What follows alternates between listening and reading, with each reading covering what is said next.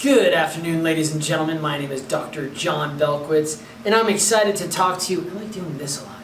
I'm excited to talk to you today about some of the software packages, one of the software packages that we use to measure some of the microscopic images that we have taken from some of the samples that we've made here in the lab. We do a lot of specialized cracking tests, and I know that sounds funny, but one thing that folks know about concrete is that it will crack.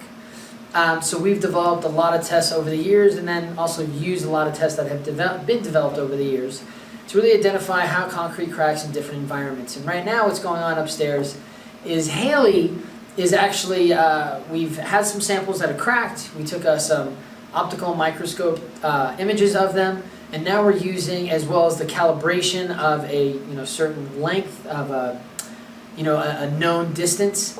And we're using that in combination, that scale in combination with all those images that we've taken of the reference samples and the samples that are experimental. And what we're doing is we're measuring the cracks and comparing the cracks across both sample sets. And the software that we use is called ImageJ. And it's I believe it's a government software package, IMAGE J, ImageJ, and we'll put the link below. But what it allows us to do is if you put a picture of your scale in there, you can actually draw a line across that scale and get a measurement in pixels. And of course, by knowing the measurement of that scale, now you can correlate the pixel length to the actual, scale length. And from there, we look at different portions of our sample set to identify where the crack is at our top, middle, and bottom portion of one said sample that we've been working on. I'll show you some images of it. And then from there, what we'll be doing is using that same tool to measure a line across the biggest crack at those three sections. And then what we do from there is compare the two, average those comparisons, and try to identify if the chemical that we were adding to the reference mix to make it a chemical mix, if it actually did reduce cracking at those, over those sample sets. So let's go on upstairs and see what Hailey's doing, get some pictures of the samples. And if you have any questions, any concrete concerns, don't hesitate to reach out. But I'll close it up here in a second. All right, so here are the samples that we tested. The reference, and behind the reference are the experimentals. You can see that there's a prism epoxied into the samples, and that's actually what's causing the crack. And what we're looking at right here in the center set is reference B, and then behind is an experimental B, and you can see the major difference in cracking pattern. With the reference, we have this visual crack. With the experimental, it's almost not visible. So let's go ahead and zoom over to Hailey. Let's see if I can do this. I don't normally. So Hailey is working away at the computer using ImageJ software to measure the largest spot for that crack throughout the different samples. Hailey, say hi. Hello. Sorry, I'm just working hard. Yeah, so Hailey's doing a great job. She's learning how to do this.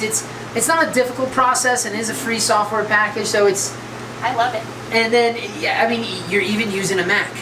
Yep. So it's not the worst thing in the world. You see, you opened it again when you should have just... You're right. So, I mean, it's really easy at a certain point. We set up an Excel file to just drop the data set in and go from pixels to actually millimeters so we can measure the crack. That's a great picture. Should we actually come over to the computer? Yeah. Sorry, just... Yeah, so this is Hailey using the software. So what she does is she's got a line tool that she could draw across the crack. And then she does a Command M, which is the analysis tool to measure. And from there, what I would do is I would zoom in on that just to make sure you're hitting the edges right and you're not overshooting the edges. Yeah, there you go. How do I move? Just click and drag it over.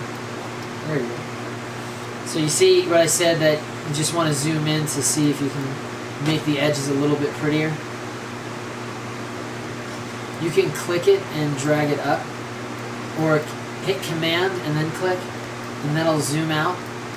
And whatever you click on, that's what it's going to center for it to zoom into. Okay. So if you want to center on that red line, you got to click on that red line. Oh, let go of the command. Oh. Sorry. That wasn't happening. You see what I'm saying? It's centering it. 2.0. Okay, there we go. Sweet. And then just regular line. I think you want to use the pointer here. So there she's drawing the line. She's going across the crack. She wants to hit the edges. Now remember, I mean, 1 or 2 pixels off can mean a lot of difference. So what do you think about that? I think that looks great, Hailey. I think the left side needs a little bit adjusted, but yeah, even that looks great. And then she's going to do her Command M and switch back over to that. Right over 22.7. Well done. So Hailey, impossible? No, easy. Easy peasy. Actually fun. Say that again? It's actually fun. Sorry, I didn't have your face in the photo. Sorry. All right, thanks for joining us. Do you want to do the concrete questions, concrete concerns? Don't forget to like. If you have any questions, concrete concerns, leave them down below. Don't forget to like and subscribe. Ding that bell for notifications. Go